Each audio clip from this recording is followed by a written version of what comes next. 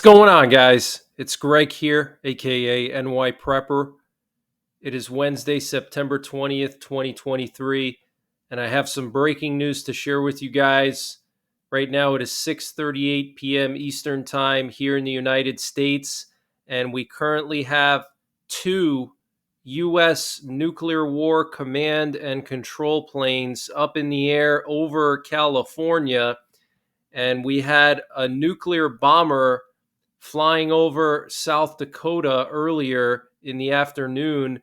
And we also had a nuclear bomber fly from Barksdale Air Force Base to Europe. And I mentioned that in my previous update just a few hours ago. And this B 52 nuclear bomber took off from Barksdale Air Force Base, which is home of Air Force Global Strike Command. That's where the U.S. military commands the air leg of our nuclear triad. This B 52 took off from there and went to Europe. Where it landed, I have no idea, but there was another B 52 that took off from Minot Air Force Base in the afternoon, and it did some loops around the Black Hills and near Devil's Tower, and then it flew back to Minot and landed. And now we have two U.S. nuclear war command and control planes. One of them was out here off the coast of San Diego and the Baja California. And there's one currently flying over Northern California doing loops. And when these planes do loops like this, it means that they're communicating with our submerged nuclear armed submarines. So they have a very long antenna that they release out of the plane. And in order for them to communicate with the submarines, they have to fly in this loop pattern so that antenna is as vertical as possible. Okay, think of like a giant fishing reel or like a spool, and they have this thick wire that they spool out the back of the plane, and so it's up to 5 miles long, and they have to fly in a circle so it's as vertical as possible, and then they can transmit VLF messages to the submerged nuclear armed submarines. These planes are responsible for remotely launching all of our Minuteman III ICBMs should ground-based command and control get wiped out. And that's known as the Airborne Launch Control System, ALCS. And these planes are also responsible for communicating with our submerged nuclear armed submarines and our bombers. In the event of a nuclear war or before a nuclear war, they can transmit nuclear attack options, and they can also transmit emergency war orders, which are basically launch orders. That's when the president gives the order to launch. So very interesting. We have one over here flying over Travis Air Force Base. This is their West Coast home base. Looks like it's about to land. And that one was off the coast of San Diego. And we have one right now doing these loops over Mendocino National Forest. And it was doing some loops out here off the coast of Northern California. I guess this is where the redwoods are, or close to it, not too far from San Francisco. Okay, so something is going on here for there to be two of these in the air at the same time. One is landing now, but they were both in the air at the same time. And then two nuclear bombers, one over the Black Hills, and then one went to Europe. Let me just show you guys the one that was flying over the Black Hills, and it was actually doing loops like from Miles City, Montana to Rapid City, South Dakota. It was doing like giant loops here for a couple of hours, okay? And this thing took off from Minot right around the same time that the one that took off from Barksdale that's going to Europe. So very, very interesting. Lots of nuclear warplanes, nuclear bombers in the air today and basically every single day now for the last 2 months. So I'm expecting some kind of massive escalation very, very soon. What that is, I have no idea. But I can tell you that the number of nuclear bombers and nuclear warplanes is just unprecedented over the last 2 months, and something big is about to happen. What that is, like I said, I don't know. Could be a massive draft that Russia is going to do and bring more troops into Ukraine. Maybe Russia is going to make a move on the Baltics. Maybe Belarus is going to attack Poland. I don't know, but something is going on behind the scenes. So make sure you're prepared. Make sure you have a nuclear war survival plan. Think about where you would shelter in the event of a nuclear war. You need to have a fallout shelter. Okay, for 90% of people on Earth, fallout is going to be the biggest killer in a nuclear war. It's not going to be the actual blast wave or the heat. Okay, it's going to be the fallout radiation, which is going to spread basically across the globe in a full-scale nuclear war. So some areas are going to have very high levels of fallout. Like if you're downwind of North Dakota, Montana, and Wyoming, if you're like, let's say 200 miles from those areas, from those states, and you're downwind of them, then you need to have a really good fallout shelter, because there's 450 missile silos spread out between those three states, and each one of those silos have to be hit with 2 warheads by Russia in order to neutralize them. So Russia is going to commit 2 warheads to each silo in North Dakota, Montana, and Wyoming, and there's 150 in all 3 of those states. Okay, so you're looking at 300 warheads being detonated on the ground in North Dakota,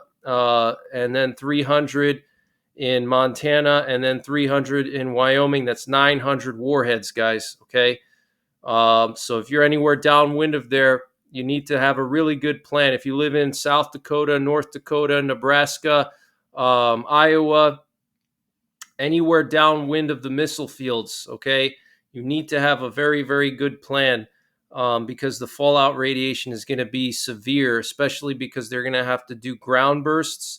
And a ground burst is when they detonate a warhead right on the ground, and that causes the most amount of fallout, okay? Here we have a U.S. sub-Hunter plane patrolling off the coast of Kaliningrad in the Baltic Sea and off the coast of Poland and Lithuania. This was earlier today. And right now, as we speak, we have another P-8 Poseidon patrolling that same area. So this is live as of 6:45 p.m. Eastern Time. Okay, you can see it's patrolling the Bay of Gdańsk. This is a massive shipping hub for Poland and for NATO in the event of a war with Russia. If, let's say, there was a war in the Baltics, NATO would use this port here to resupply forces. And Russia has their exclave here, Kaliningrad. There's the Baltic fleet, the Russian Baltic fleet here. So they're monitoring this area like crazy. Okay, absolutely insane monitoring of this area. This was earlier today in the morning. And then here we have another one now. I mean, basically, they're doing 2 sub-hunters per day, 12-hour shifts over this area here in the Baltic Sea. Okay. We also have a sentry plane patrolling off the coast of Scotland in the North Sea. Okay, probably keeping an eye on those pipelines over here. Pretty weird time for there to be an AWACS plane over the North Sea. It's in the middle of the night over there now. I want to just give you guys some updates on the situation with Azerbaijan. So the president of Azerbaijan made a statement, and he said that Azerbaijan achieved all goals and restored sovereignty in Karabakh. Okay, that's the separatist region of Azerbaijan. There were Armenian separatists there that were backed by Russia for basically, 30 years. So since 1988, the Armenian separatists have taken control of Nagorno-Karabakh, and Russia was backing them up. They had their forces there to prevent Azerbaijan from taking it back, and they were arming Armenia. And so Azerbaijan has finally taken that land back from Armenia and from Russia. Okay, so this is a huge blow to Russia's control in the Caucasus. We also have some concerning information coming from Azerbaijan's defense ministry. So they said that apparently Russian soldiers in Armenia were accidentally killed when Azerbaijan forces were shooting at an armored vehicle that they thought was a separatist vehicle, and there were actually Russian peacekeepers in there, or Russian troops, and the Russian troops were killed. So Azerbaijan killed Russian soldiers. Okay, that is huge news. Okay, I don't know if Russia is going to retaliate against Azerbaijan, but that is absolutely huge. And Armenia is now claiming that Azerbaijani troops are firing on border positions of the Armenian armed forces. Okay, so the Azerbaijani military is firing on the border positions of Armenia. All right. We also have some breaking news about Armenia with regards to the prime minister. Apparently, the opposition in the Armenian parliament is creating a national committee to remove the prime minister from power. His name is Pashinyan, and I think he was the pro-Russian prime minister. And we also have this video coming from Armenia. We have Armenians ripping up their Russian passports. Look at that. Okay, so Armenia wants nothing to do with Russia anymore. There's an opposition in Armenia growing against the current government there that's basically pro-Putin. So this is a huge shift in the power structure of the Caucasus. Okay. We also have some breaking news that apparently Joe Biden wants to get a personal assessment of the war in Ukraine from the president of Ukraine, Volodymyr Zelensky, when they meet tomorrow. He wants to have a personal assessment from Zelensky on the situation of the front, what's going on the front. We also have a developing situation between Poland and Ukraine. So Poland banned the import of Ukrainian grain because Polish farmers were losing their livelihoods because Ukrainian grain was flooding Poland, and the domestic Polish farmers were losing money. So the Polish government decided to ban the import of Ukrainian grain. And today at the UN General Assembly, Zelensky, the president of Ukraine, kind of made like a underhanded comment regarding Poland, saying that he didn't directly mention Poland. He didn't explicitly say Poland, but he said that there's countries in Europe that are helping Russia, something along those lines. And he was referring to Poland and all the other countries that have put a ban on the import of Ukrainian grain.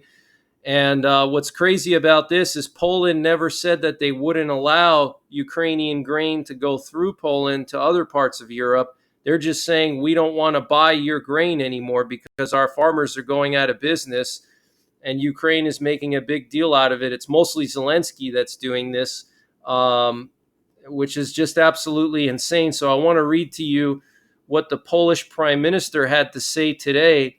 So he said, "We are no longer transferring weapons to Ukraine. We will now arm ourselves with the most modern weapons.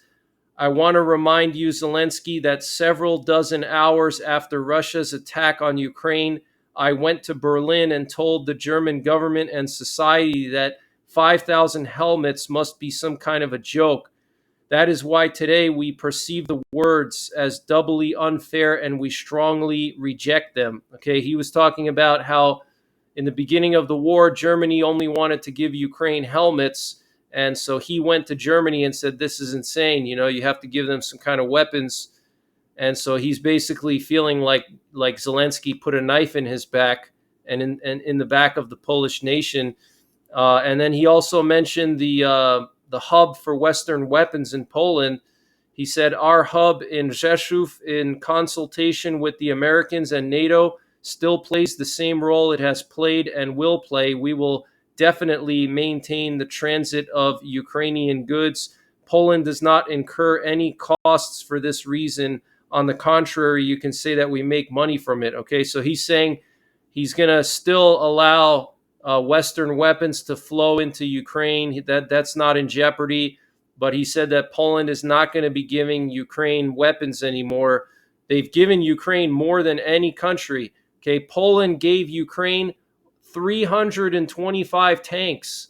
That's more than Germany, more than the US, more than France, more than any country.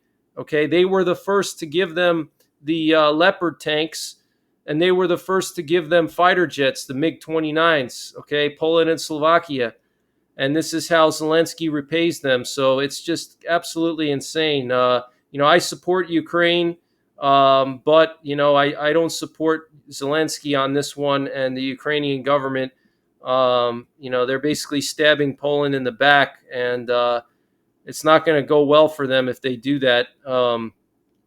Because if it wasn't for Poland, all the weapons that Ukraine has gotten, they wouldn't have gotten it, because it's the best way to get weapons into Ukraine is through Poland. And Poland, by allowing all these weapons to come in to their country, they are now a target. Okay, they didn't have to do that. They could have said, no, go through Romania or go through Slovakia. We don't want it. We don't want to be a target. But they took that risk to help Ukraine. Okay, and Polish people opened their doors for Ukrainian civilians that were fleeing in the beginning of the war.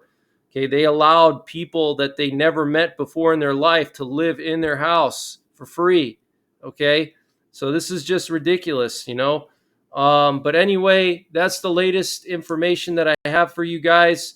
Nuclear bombers in the air, nuclear warplanes in the air. Very unstable situation in Azerbaijan and Armenia. We'll have to pay attention and see what happens, but it looks like in Armenia, they may try to overthrow the government there and install a more Western-friendly government, or at least one that's not so pro-Putin. But that's pretty much it, guys. I'll continue to update you. Make sure you're subscribed to my channel. Hit the bell notification to get notified of new uploads. And I might be going live tomorrow night, Thursday night, on September the 21st. And I want to remind you guys that this weekend is 9/23/23. So we have to be on high alert, see if anything happens. There's been a lot of talk about things happening on 9/23/23, from The Simpsons and just people that study numerology. So just be on high alert. And that's pretty much it, guys. Take care. God bless. And don't forget the 3 Ps: prepare, practice, and persevere.